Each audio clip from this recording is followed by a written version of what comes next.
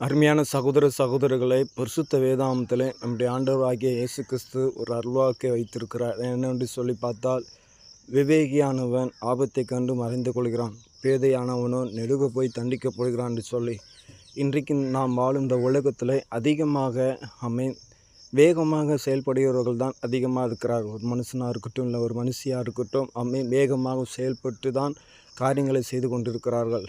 ஆனால் ஆண்டவராகிய இயேசு கிறிஸ்து சொல்கிறார், நாம் பேதைகளாக இருக்கக்கூடாது, வேகத்தை காட்டிலும் விவேகம் ரொம்ப முக்கியம் என்று சொல்லி நாம் பார்க்கின்றோம். அருமையான சகோதர சகோதரர்களை, ஆண்டவராகிய இயேசு கிறிஸ்துவுக்காக செய்கின்ற காரியத்தில் நாம் விவேகமாக செயல்படணும். ஏதோ எடுத்தம் கவுத்தம் செய்யாதபடிக்கு விவேகமாக செயல்பட்டு கர்த்தருடைய நாமத்தை மகிமைப்படுத்த அவருக்கு நாம் என்ன செய்யணும், உதவியாக இருக்க வேண்டும்.